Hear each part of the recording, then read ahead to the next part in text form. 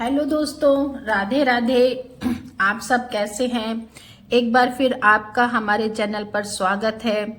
दोस्तों, आज के इस वीडियो में मैं आप सभी के साथ कार्तिक पूर्णिमा की बहुत ही सरल पूजा विधि शेयर करने वाली हूं।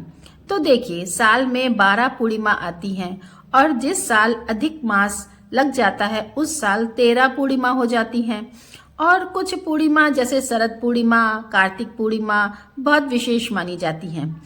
और कार्तिक का जो पूरा महीना है वह स्नान, दान, पूजा पाठ के लिए तो बहुत विशेष माना जाता है। और यदि आपने पूरे कार्तिक के महीने में तुलसी जी की पूजा की ही नहीं, तुलसी जी के समक्ष दीपदान किया ही नहीं, तो कार्तिक पूर्णिमा पर आप तुलसी जी की पूजा करके, दीपदान करके कुछ हद तक कार्तिक मास का पुण्य प्राप्त कर सकते हैं। तो चलिए अब हम देख लेते हैं कि कार्तिक पूर्णिमा के दिन हमें पूजा किस तरह से करनी है। तो सबसे पहले मैं यहाँ पर अपनी तुलसी का गमला लाऊंगी।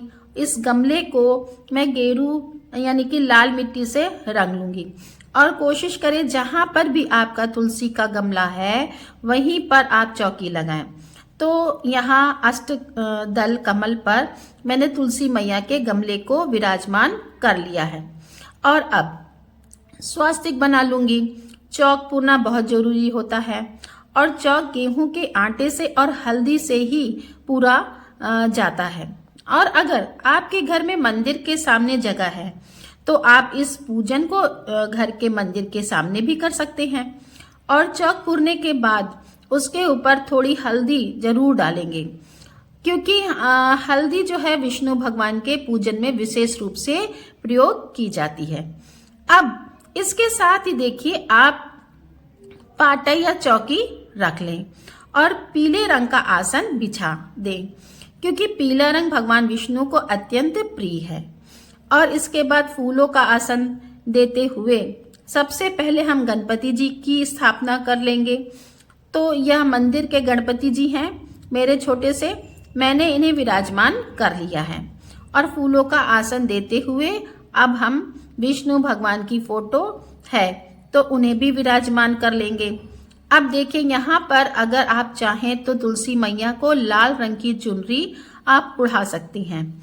और इसके साथ ही देखिए, फूलों का आसन देते हुए अब हम दीपक को भी विराजमान कर लेंगे। दीपक को प्रज्वलित कर लेंगे और इसके बाद अपने पूजा को प्रारंभ करेंगे। तो यहाँ पर अगर आप चाहें तो कलश की भी स्थापना कर सकते हैं, लेकिन मैं यहाँ पर आपके साथ सरल पूजा विधि शेयर कर रही हूँ, इसलिए मैंने कलश स्थापित नहीं किया है। अगर आप चाहें तो कलश स्थापित कर सकते हैं। अब इसके बाद फूल और गंगा जल की सहायता से स्नान की भावना से हम सभी को छींटा दे देंगे और वस्त्र की भावना से यहाँ पर कलावा अर्पित कर देंगे सभी को, गणपति जी को, विष्णु जी को और तुलसी माता को।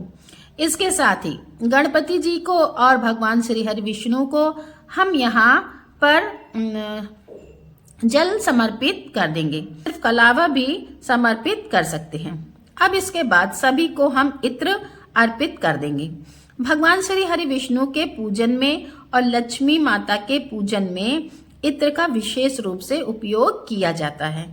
अब इसके बाद गणपति जी का, श्री हरि विष्णु जी का फोटो में जितने भी देवी देवता हैं विराजमान हैं, सभी पर चंदन रोली से हम टीका लगाएंगे और सभी को तिल समर्पित कर देंगे।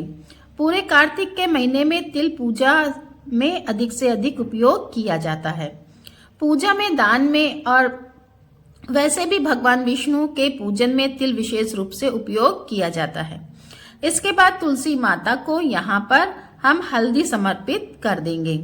तो इस प्रकार से 5 या 7 बार तुलसी मैया की पत्तियों में हम हल्दी लगा देंगे। तो देखिए, आप जितना श्रृंगार तुलसी मैया का करना चाहते हैं उतना श्रृंगार करके तुलसी मैया को अच्छी प्रकार से सजा दीजिए, क्योंकि देखिए, तुलसी मैया के पूजन के लिए कार्तिक पूर्णिमा बहुत विशेष मानी गई है। और बहुत से लोग देव उठनी एकादशी के दिन तुलसी मैया का विवाह संपन्न कराते हैं। और कई लोग कार्तिक पूर्णिमा पर भी उनका विवाह शालिग्राम जी से करते हैं। जो भी फूल या फूल माला हो वह आप सभी को समर्पित करें। इसके साथ ही गणपति जी को हम अलग से मेवे और गुड़ का भोग रख रहे हैं, क्योंकि गणपति जी के भोग में तुलसी दल नहीं डालते।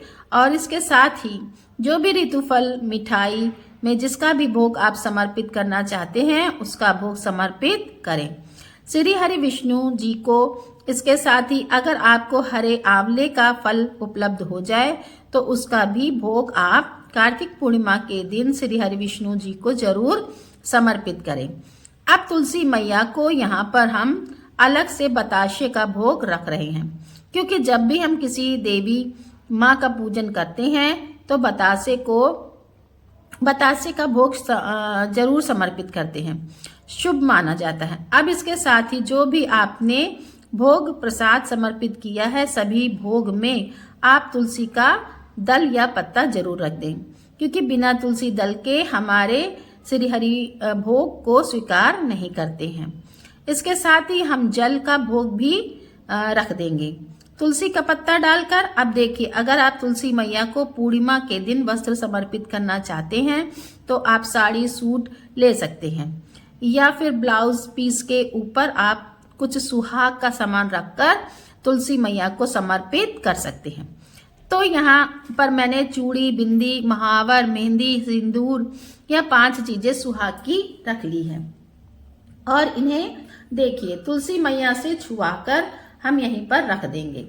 अब इसके बाद सीधे हाथ में हम पुष्प या तिल लेकर पूर्णिमा के दिन सुनी जाने वाली सत्यनारायण व्रत की कथा को पढ़ लेंगे और सुन लेंगे। तो यहाँ पर आप स्पष्ट रूप से देख सकते हैं कि यह जो कथा है पूर्णिमा के दिन और संक्रांति के दिन पढ़ी जाती है।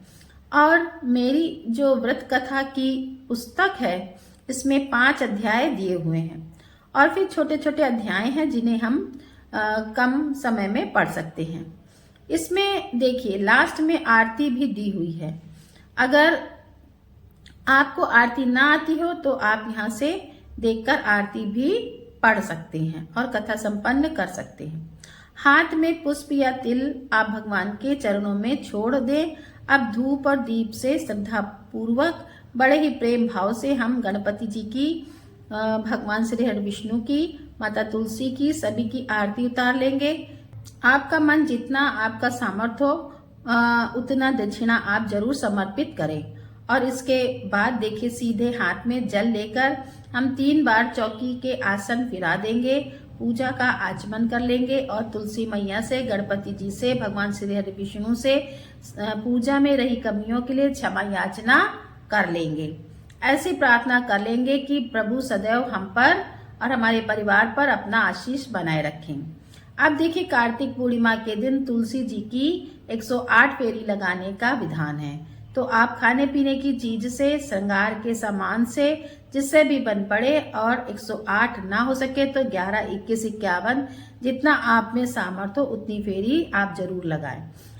कार्तिक मास का महीना अत्यंत शुभ महीना है। इस महीने में श्री हरि विष्णु जी की जितनी आराधना कर ली जाए और तुलसी जी की पूजा आराधना करें और गंगा जी स्नान करें, उनकी पूजा पाठ करें और मेरे चैनल को लाइक करें, सब्सक्राइब करें और शेयर करें।